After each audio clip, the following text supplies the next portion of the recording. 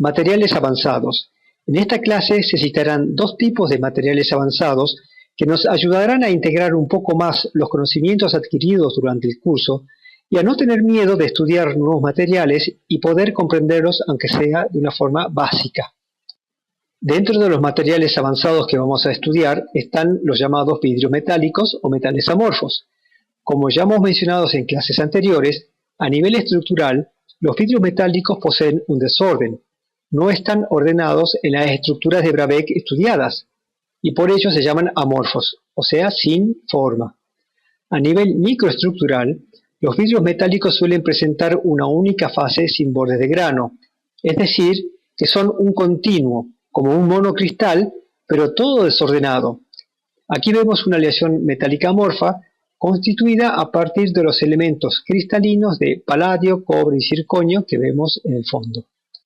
Aquí tenemos algunos ejemplos de productos realizados con vidrios metálicos, como ser estas botellas para perfume. Las botellas se conforman de la misma manera que las botellas de vidrio, es decir, soplando, porque los vidrios metálicos poseen, como todos los vidrios, una temperatura de Glass en donde el material se comporta como un sólido viscoso. También se pueden hacer carcasas de relojes, engranajes, cubiertas de teléfonos móviles, microengranajes. También productos para el deporte, como por ejemplo palos de golf, partes de raqueta de tenis y esquíes para la nieve, etc. Sin embargo, su mayor difusión es en la producción en forma de chapas que luego se enrollan y se usan en transformadores de media tensión debido a sus excelentes propiedades magnéticas blandas. Producción de vidrios metálicos. Antes de ver cómo se producen los vidrios metálicos, vamos a recordar cómo se realiza el temple tipo martensítico en los aceros. Aquí a la izquierda tenemos parte del diagrama de equilibrio de los aceros con la fase gamma aquí arriba y el eutectoide. A la derecha tenemos el diagrama de una curva TTT para un acero eutectoide. Si yo parto de este punto, arriba de la temperatura del eutectoide, en donde el material posee una estructura austenítica y enfrío rápidamente, voy a retener esa estructura austenítica por un cierto periodo de tiempo hasta que la transformación de la austenita, en este caso en vainita, comience en este punto. Pero ¿qué pasaría si yo, en vez de tener este diagrama, tuviera este otro, en donde las curvas están desplazadas hacia la derecha y continúo enfriando sin tocar ninguna curva de inicio de transformación? Entonces, el material se mantiene en el tiempo como austenita inestable. Esto es ciertamente posible incorporando al acero los aliantes adecuados. Se dice que la austenita es inestable porque no es la estructura estable que deberíamos tener si lo hubiéramos enfriado lentamente. Bueno, esto es lo que sucede con las aleaciones amorfas. Aquí tenemos el diagrama de equilibrio del hierro-boro. Todo lo que está pintado de azul es el líquido, que como ustedes saben es amorfo. Los átomos están desordenados en el estado líquido. Si nosotros hiciéramos un enfriamiento muy veloz en este punto eutéctico con una velocidad de enfriamiento de 1.000.000 de grados en un segundo, vamos a congelar la estructura del líquido, que es amorfo, y vamos a tener esta estructura en estado sólido. Es decir, que con esta velocidad de enfriamiento y con esta composición química, hemos logrado retener la estructura amorfa del líquido a temperatura ambiente. Tenemos un sólido amorfo. Esta sería la curva TTT para esta aleación, donde podemos ver que esta curva marca el inicio de la cristalización. Aquí arriba tenemos el líquido, y por lo tanto, si enfriamos rápidamente sin tocar la curva de inicio de cristalización, vamos a solidificar la estructura del líquido. En esta foto, ustedes pueden ver bien el aspecto brillante y espejado de las aleaciones amorfas que recuerdan a los vidrios o a las cerámicas vítreas. Hemos dicho que para obtener un vidrio metálico necesitábamos dos cosas, y la primera es ajustar la composición química o agregar aliantes correctos para que la cristalización se frene cuando enfriamos rápidamente, es decir, que esta curva de cristalización termine por aquí. Aquí presentamos algunas composiciones químicas de aleaciones amorfas. Las hay de cobalto, cobre, gadolinio, hierro, paladio, níquel, titanio, circonio, níquel, etc. Hay una gran cantidad de aleaciones amorfas. Una vez que hemos propuesto una aleación con una cierta composición química, debemos enfriarla justamente de manera rápida. Y aquí tenemos dos métodos. El primero, denominado comúnmente melt spinning, o colada sobre rueda giratoria, sirve para producir chapas, cintas y alambres de aleaciones amorfas con velocidades de enfriamiento de 1.000.000 de grados en un segundo. En este video podemos ver aquí el crisol en donde se funde la aleación. Es un crisol de cuarzo. Luego, la aleación fundida es eyectada sobre esta rueda de una aleación de cobre que está girando a unos 100 km por hora, solidificándose prácticamente en el acto. Aquí tenemos otro ejemplo de un equipo un poco más robusto. En nuestra facultad también tenemos un equipo de melt spinning en el cual obtenemos cintas a escala de laboratorio para varios tipos de ensayos y pruebas. La rueda en donde se enfría es de cobre porque es un metal que tiene una alta capacidad de absorber el calor que recibe del metal fundido. Otra forma de obtener metales amorfos que no sean en forma de chapa sino más masivos es con el método de colada en molde de cobre. Aquí tenemos la aleación que se está fundiendo en el crisol de cuarzo. Esta espiral que vemos aquí es la bobina del horno a inducción que produce el calentamiento y que también estaban en los videos anteriores. Una vez fundido el material, se inyecta sobre el molde de cobre.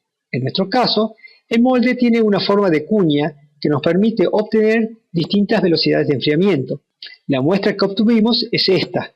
No le hagan caso a las líneas negras que ven aquí, ya que se trata de una fotocomposición y estas líneas son en donde terminaba una foto y comenzaba la otra. En esta zona, en la región más angosta de la cuña, vamos a tener una velocidad de enfriamiento mucho mayor que en la parte de arriba, ya que es más difícil extraer el calor que queda en el centro de la pieza. Como podemos ver en esta micrografía, toda esta región es amorfa, no se ven bordes de granos, aunque sí algunas imperfecciones como poros. Y solo se empiezan a ver granos a partir de este espesor de probeta. Es decir que para esta aleación, este es el espesor crítico hasta donde yo puedo obtener una aleación amorfa. Por supuesto, este método posee velocidades de enfriamiento mucho menores que el método de melt spinning. Y en este caso las velocidades de enfriamiento van entre 10.000 y 100 grados por segundo, dependiendo del espesor de la probeta.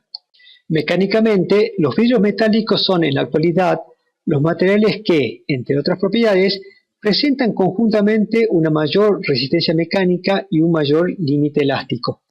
En esta figura vemos el límite elástico en este eje y el valor del módulo de Young en el eje de las abscisas.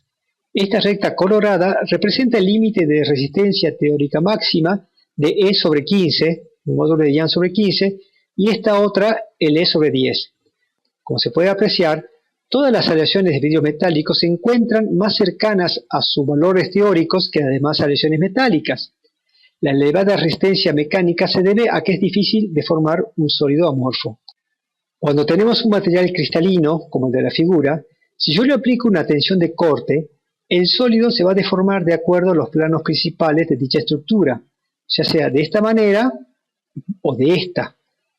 Pero si yo tengo una estructura desordenada, no tengo los sistemas de deslizamiento fáciles que poseen el orden, por lo que desplazar átomos de un lugar a otro requerirá de un mayor esfuerzo, con un movimiento corporativo de todos los átomos afectados. En la actualidad, la mayor tensión de rotura obtenida en un vidrio metálico es de unos 5.000 megapascales, 10 veces menor que el diamante, que ya es mucho. Aquí tenemos algunos ensayos realizados a compresión, en donde podemos ver que el módulo de Young de esta aleación es de 268 gigapascales, que si lo dividimos por 10 para obtener la resistencia teórica máxima, esta nos da 27 gigapascales, es decir, apenas 5 veces menos que la real. Por supuesto, además de la condición de amorfo, que hace difícil la deformación plástica como ya vimos, y que no posee bordes de granos que puedan fragilizar el material, al ser un sólido amorfo pero metálico, posee una cierta deformación plástica que lo hace menos vulnerables a los concentradores de tensiones. Otro de los materiales avanzados que vamos a estudiar son los compuestos a base de grafito. Como ya hemos visto, el grafito está constituido por capas de átomos de carbono con arreglo hexagonal. En cada capa, el carbono está unido con otros 3 carbonos con un enlace covalente fuerte, mientras que el cuarto electrón participa de un enlace de Van der Waals débil con la siguiente capa de grafito. Inicialmente, hemos incluido el grafito dentro del grupo de los materiales cerámicos, pero en realidad constituyen un grupo aparte. Por ejemplo, algunos investigadores actualmente niegan que el cuarto electrón participe de un enlace de Van der Waals de acuerdo a estudios que realizaron con fundamento científico. y en cambio proponen un modelo metálico para entender el grafito, es decir, como si el grafito fuera un metal. Recuerden que el grafito conduce la electricidad. Nosotros podemos entender muy bien esa idea, ya que hemos estudiado que los enlaces metálicos constan de cationes inmersos en un mar de electrones libres o deslocalizados. De la misma manera, el grafito estaría constituido por capas de cationes rodeados de electrones deslocalizados, y por ello podría ser considerado algo así como un metal.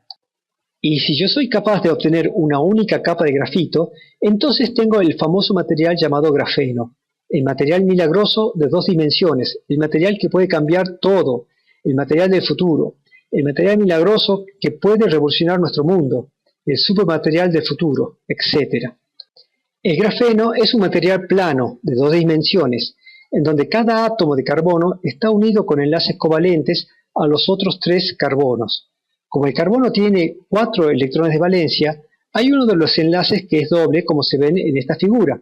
Este enlace doble es el que le estaría sobrando si lo comparamos con la capa de grafito, y es el que se utiliza luego para adherir el grafeno a otras superficies. Al ser un material de 2 dimensiones, su espesor es despreciable, de unos 3 Armstrong, y es un material transparente, liviano, perfecto conductor de la temperatura, muy rígido, y es unas 100 o 200 veces más resistente que el acero. Se necesitaría un elefante parado sobre un lápiz para ejercer la presión suficiente y romper una capa de grafeno. Si al grafeno lo enrollo, puedo obtener los nanotubos de carbono, un material con las propiedades del grafeno y que también, con algunos agregados, puede ser además superconductor de electricidad. Pueden presentarse en forma de una sola capa o varias capas o paredes. Los primeros análisis calculaban una resistencia máxima de unos 200 gigapascales para los nanotubos, es decir, unas 20 veces más que el diamante. Con este material se podría hacer un ascensor de la Tierra al espacio debido a su alta resistencia y a su baja densidad. Aquí vemos algunas micrografías de nanotubos de carbono. Podemos observar que el diámetro es aproximadamente 2 nanómetros. Algunos investigadores han ideado un método para determinar en forma directa la resistencia mecánica y la elasticidad de estos pequeños materiales. Inicialmente, estos autores plantean que la fuerza coerciva de un material puede ser determinada mediante esta fórmula, que no es ni más ni menos que una variación de la fórmula que ya conocemos nosotros de la resistencia teórica máxima. De tal manera que haciendo las simplificaciones correspondientes para este caso, nos queda que la fórmula de resistencia máxima es igual al módulo de Young dividido el número pi.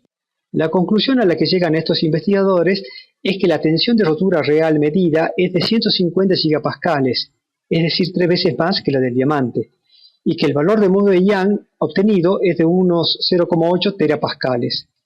Es decir, que la resistencia máxima real es aproximadamente un quinto del módulo de Young. También mencionan que este material se comporta esencialmente como un material sin defectos, como era de esperar para materiales de dimensiones tan pequeñas como la escala atómica. Aquí terminamos con esta última clase de materiales avanzados. Como ven, lo que aprendimos en el curso les puede servir muy bien de base para el estudio de nuevos materiales. Y si aún creen que el grafeno es el material del futuro, esperen un poco, porque ahora los investigadores han desarrollado el borofeno.